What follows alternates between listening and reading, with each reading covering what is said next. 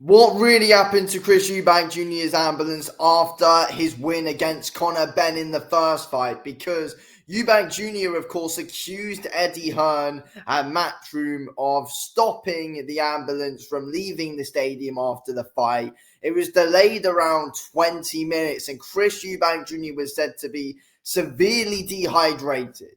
We're going to get right into the actual video of it right now. So here we go.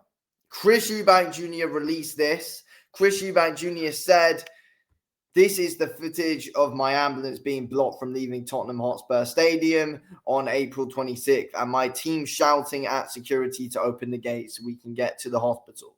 At this point, I've been in the back of that ambulance for over 20 minutes.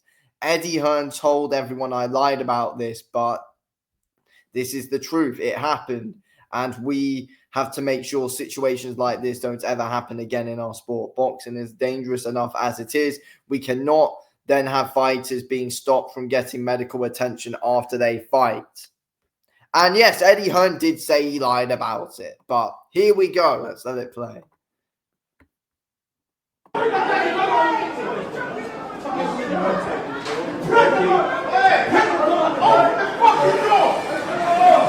So, very clearly, there is a lot, and I mean a lot of panic with Chris Eubank Jr.'s team around this. This is an absolutely despicable act from whoever is involved. Whoever is involved here, whether it's Matchroom, whether it's just security, it's a despicable act. And I don't see any reason, I don't think anyone sees any reason why the ambulance would be blocked. But it very clearly is. It must be a blatant act. It must be a blatant act. Why would an ambulance be blocked from leaving? I don't see what this is other than a blatant act. It must be. Unless, I don't know if there's miscommunication around it, but from Chris Eubank Jr.'s side of things, he must be thinking that this is a blatant act.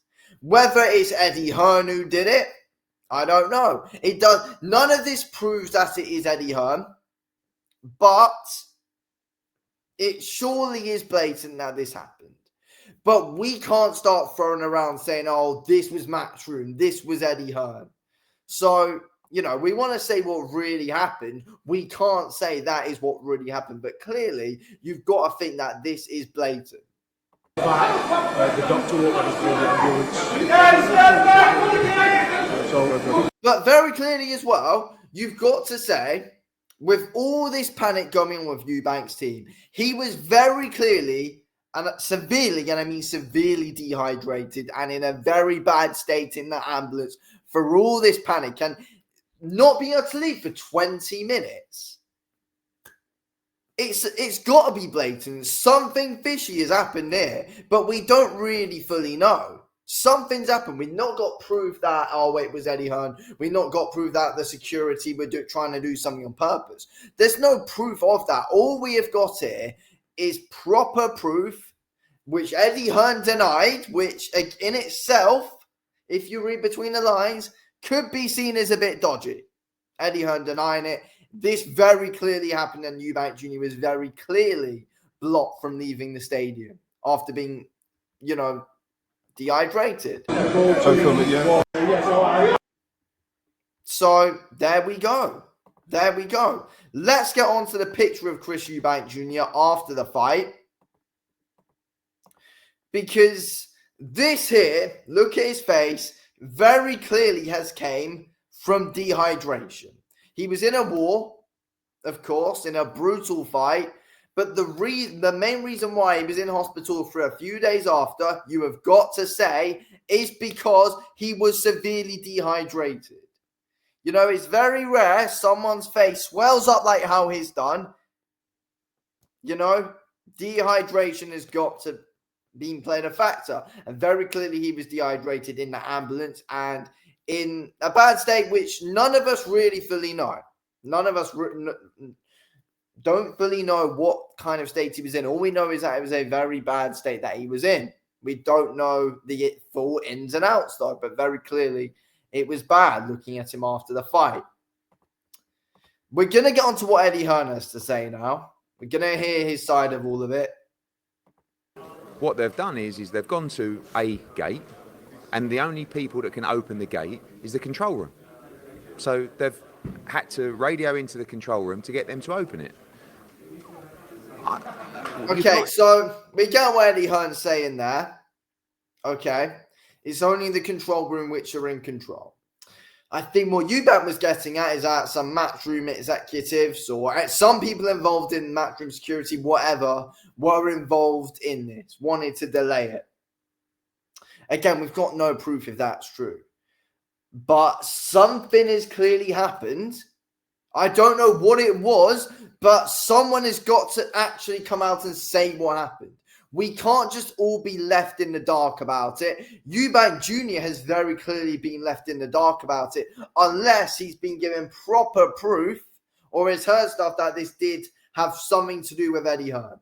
He's not lying about the incident like Eddie Hearn said he was, though. So someone has got to come out and say what actually happened. What was the reasoning for the gate being locked? What was the reason for everything being blocked? Why was Eubank stuck for 20 minutes? Badly dehydrated. Being in a war and was badly dehydrated. What is the explanation that we've got here? Because we haven't got anything. We need one. We need one. For things to be cleared up, someone needs to come out and say something proper. Everyone's kind of deflecting away from what he said. You know, it's like apparently I was under the wheels of the ambulance, stopping the ambulance from leaving. No one said that, though. No one ever said that. Eubank Jr. never said that, though. Again, you look at this interview, though, and you just hear that. Don't you kind of think that's a little bit strange in ways, though? Is he... I don't know. Is he trying to cover something up? Is this an Eddie Hearn cover up or what? Like, I don't know. Like, we can't come out and say, you know, allegedly from Eubank saying, but I don't know. Him saying that, it's just like, what are you doing? Like, no one's ever said something like that. It's the most ridiculous thing ever. And of course, we all want, and he loves to spin a narrative of, but it's really important that the fighters are safe. Of course it is. And we, along with the British Board of Control, will always... Okay, so that's Eddie's side. We don't fully know what actually happened. We need some kind of explanation. That is what needs to happen now. But it's a despicable act for whatever happened. Unless some miscommunication happened, but... who bloody knows?